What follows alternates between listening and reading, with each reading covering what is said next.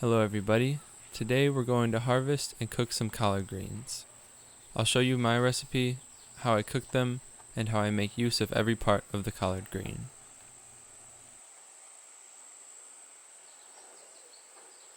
If you're familiar with collard greens, congratulations. I hope you love them as much as I do.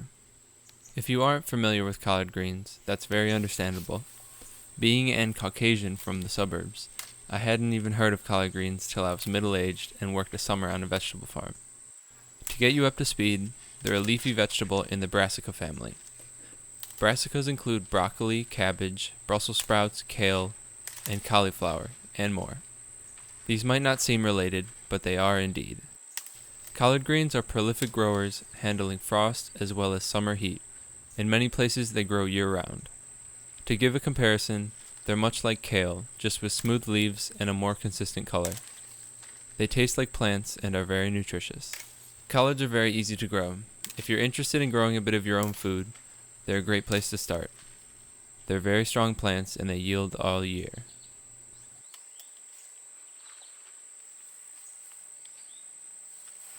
So let's start out in the garden. Here are my 4 collard plants, 2 in pots, 2 in the garden.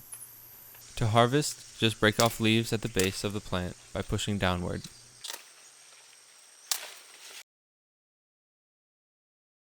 Leave 2 to 3 leaves remaining at minimum. And don't worry, you're not hurting them. They're so generous, they don't care at all. After that, they're ready for the kitchen.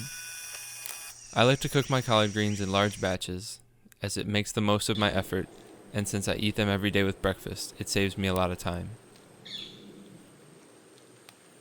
So let's take them inside and get them cooked up.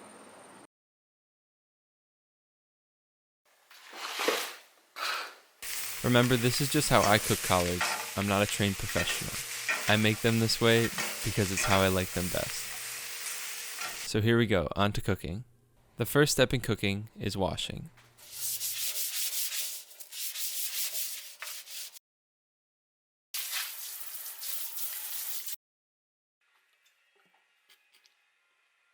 Thankfully, we don't use any dangerous pesticides around here, so washing is worry-free.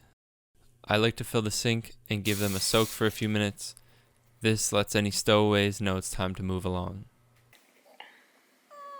After the wash, I prepare them for cooking. I cut the stems and then cut the leaves into edible-sized bits. Scissors work best for me. Many would throw the stems away, but we would never. We have a plan for them, so put those off to the side.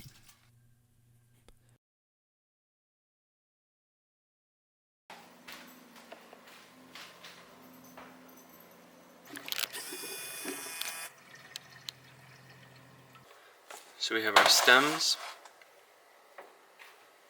and we have our leaves, all chopped up. We're going to save these for later, for something else, so we'll put them off to the side. And now, we'll cook these bad boys. I'm going to cook them all at once. We'll see how that goes. This is kind of a lot, but it should work out fine. Once all your bits are cut up, put some olive oil on a pan and begin burning the methane. And be generous, we have a lot of greens. If you have a lot of greens like me, slowly add, cover, and steam. Add, cover, steam. Add, cover, and steam, so they can all fit in the pan. They reduce in size dramatically, like most vegetables when you cook them. And then, lid. You'll just want to wait until they are steamed down. If you ever made any sort of leafy vegetable, you know what I'm talking about. So you see that dark green? That's that dark green that we want. That'll let me know to put more in so that it can steam down again. And because we have space now. I think these are the most useful tool for mixing them up.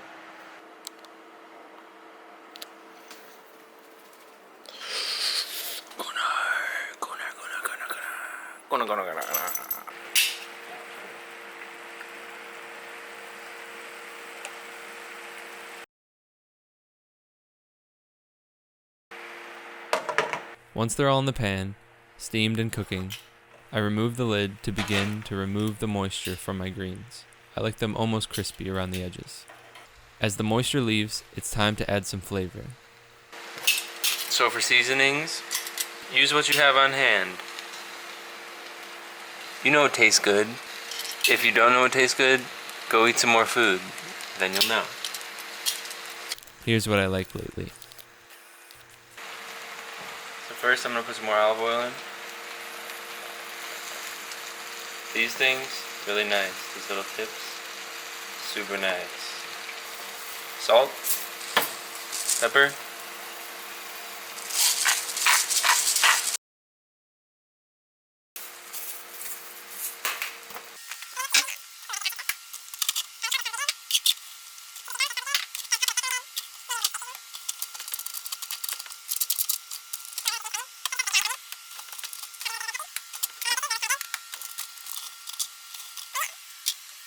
So we got our seasonings, let's just go crazy. I know this one's super good, so we're gonna put a lot of it in. Same with this one.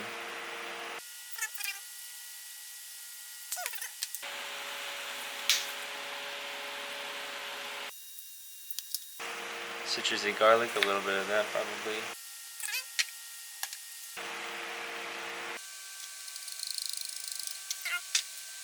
A little bit of red peppy.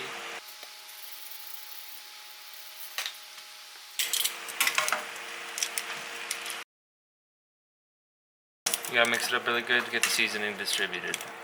And now we sit back and wait for the moisture to leave the food. Remember to taste test as you cook so you know when they're ready. You want them to be tender, a pleasant consistency for your palate.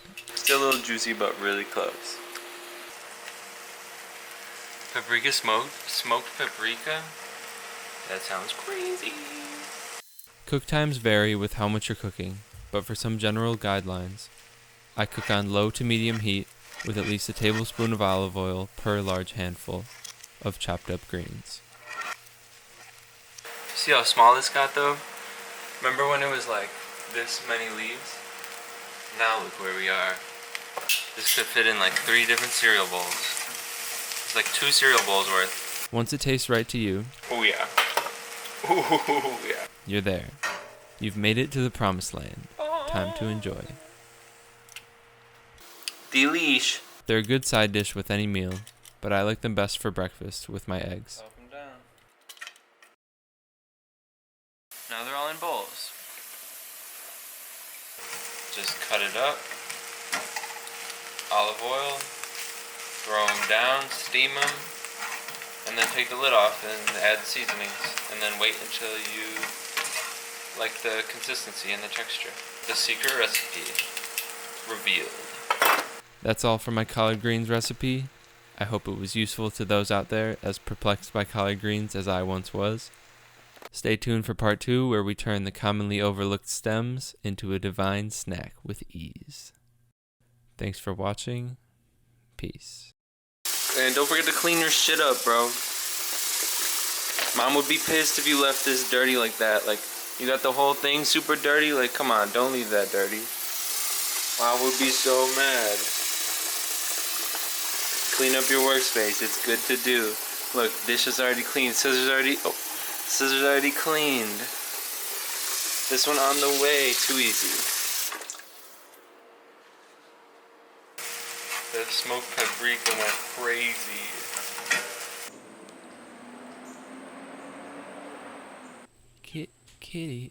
Kitty. You meowing? Oh, don't rub the mic. I'm sorry. I'm sorry. There you go. Thank you, Garden.